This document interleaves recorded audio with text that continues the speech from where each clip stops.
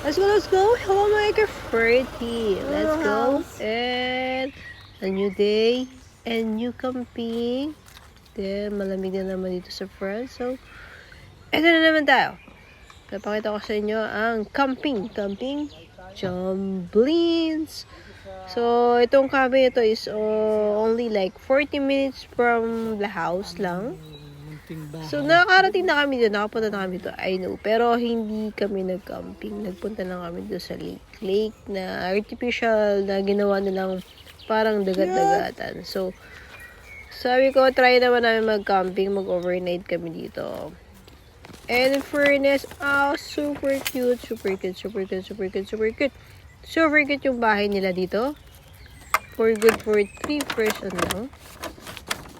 Wala siyang toilet and paliguan at saka mahugas ng pinggan sa loob. Pero, in fairness, kaysa naman mag-camping tent ka, not bad na sa worth 85 euro for one night.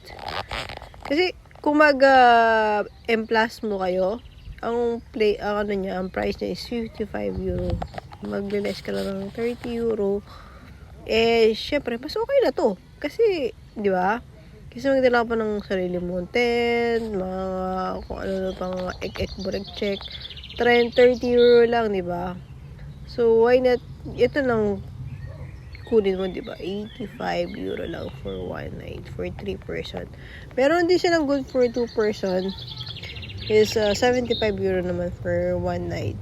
So, I don't know lang mga pretty kung magkano yung total ng price na kung sa high season. So, pero sa akin, recommend ko yung place niya kasi malapit na siya sa Paris. Kung talagang gusto lang mag-out of, pahinga lang, relax, tapos meron naman siya ng artificial na dagat-dagatan dito. Ito. Ito kaya sa loob ng apartment. Ito ang apartment. Ito isang kwarto sa baba. Ayan, si bebe ko.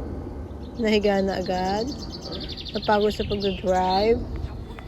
So, ito naman. Akit tayo sa taas.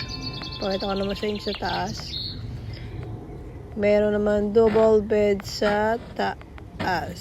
So, another tip ko sa inyo, magdala kayo ng bedsheet. Kasi wala silang pa bedsheet. May bayad ng bedsheet. So, bedsheet lang naman. Meron naman silang pakumot.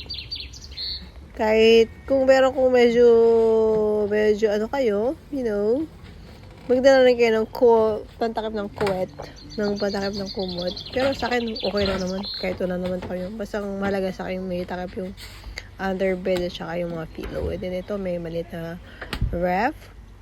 And then may microwave, may coffee maker, mayroong pakuluan ng tubig. So, kumpleto naman, kaso wala lang talagang lutuan. So, kung pupunta kayo dito, kailangan magdala kayo ng lutuan, gas, or pang barbecue. Pwede namang barbecue, allowed namang barbecue. So, ayan.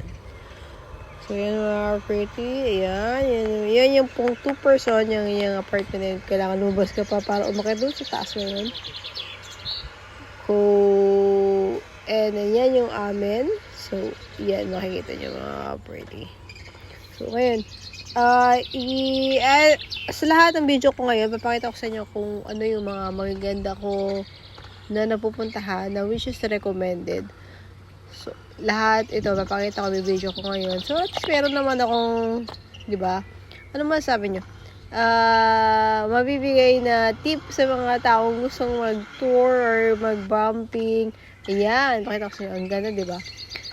So, ayan. Ito, para sa akin, may recommend ko to. Wala lang swimming pool to, mga ka-pretty, Wala lang siya swimming pool, pero malapit lang siya sa lake. So, ngayon, pag mag-ano ka nito, pwede pumunta ng lake kahit hindi ka mag-camping. May bayad nga lang. May bayad yung parking lot nila. I think parking lot nila, diba bayad? Hindi ko lang alam kung magkano. I don't know yet. Matagal na kasi kami nakapunta dito, so hindi ko na maalala kung magkano yung binayad namin. Lake na to? Sa, Nasabi mo lang lake. sa Lake lake na basket. Pero in any case, kung pagka-camping naman kayo, libre na lahat. Parking, lahat. Pati pagpasok doon sa artificial beach nila. So, yan. Yung pumunta na kami. Medyo late na kasi kami dumating kasi nagpunta kami sa friend namin, the other campingan. So, 10 minutes from here. So, yan. At the same time, ayan, mataas pa araw. It's for, I think, 5 p.m. na yata ito. 5 p.m. na. So, pauwi na sa yung mga iba. So, hindi kayo magsisisi. In any case na pumunta dito. Dahil super ganda ng lugar, super linis. At same time, dito, sa loob ng campingan, sa loob ng mismong lake, pwede rin kayong mag-barbecue sa may taas. Kung nakita nyo yung pinakataas na yon, pwede kayong mag-barbecue doon. So, ayan. Pakita ko sa inyo. White sand, mga ka-pretty, Boracay. Boracay yan, yes. Mga Boracay. Boracay, ang feeling lang. Kaya din, super linaw na yung water niya. Kaya, mga ka-pretty. So, ayan. Magandang weather at gusto nyong budget friendly, come here to this place. Ma-recommend ko sa inyo na magandang pumunta sa lugar na to. Super lino ng tubig. Pero mga pretty, makano lang yan artificial beach lang yan. Lake. Pero super lino to. Sa same sa taas, pwede kayo mag-barbecue dyan. Safe siya kasi meron silang kasi nga, di ba, lake, sinasabi nila pag lake, medyo nakakatakot. Kasi daw, di ba, may kumakain daw ng mga tao, whatever. Pero dito sa lake na to, meron sila talagang sikurs. Ano mas sikurs sa Tagalog? Ano sikurs sa Tagalog, baby? Sikurs is, what do you call sikurs?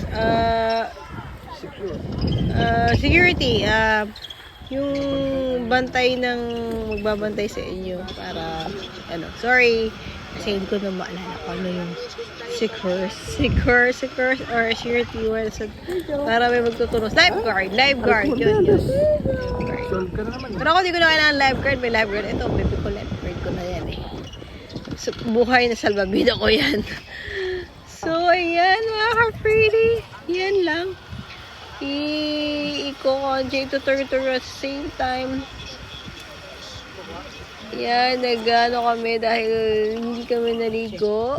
Pero maliligo naman kami meron din silang paliit na mga fountain. Kung init kayo, mga kabeshi. Ayan. Pwede kayo pumunta doon sa fountain. Mag-i-enjoy din kayo. At the same time, parang init kayo. Ayan. Hindi napigilan ni bebe ko. Ayan, ang aking bebe ko, ang aking anak. Ano kasi t-shirt? Laro sa mga fountain. Little fountain. Oh, diba? Ako din syempre, nag-fountain kami. So, yan. Pretty. Dahil merong maririnig sa vlog ko yung music mo na yan, daddy, na nanonood ka ng tennis. Eh, di wow. First time ko voice over sa sa video ko. Para sino naman bibigyan natin na idea yung mga ibang tao na kung saan maganda pumunta. It's worth to visit this place. It's a camping Johnville o Johnville o kung saan gusto pa. May camping Johnville. Hanapin nyo lang sa online or ililink ko sa Facebook yung pinaka-site nila para direct nyo lang may kita kung saan itong lugar. So mga pretty, Ilang itlog na yun na lang at kami ay kahit mga dalawang tapos na ang aming day. Kami Kasi naman kung ay apat yan, magsasamnute. dalawa tayo dapat anin. Ang aming favorite dream yan at with this ambience, it's well deserved to have a time with yourself and to have time to relax sa long day ng lahat ng all week or all year natin pag-work. Kailangan natin ng konting relax sa sarili natin. So, ganun lang. Cheers mga pretty! So, see you soon to my another vlog. So, sana hindi kayo magsawa manood sa aking mga vlog. See you soon! Love you guys! Bye!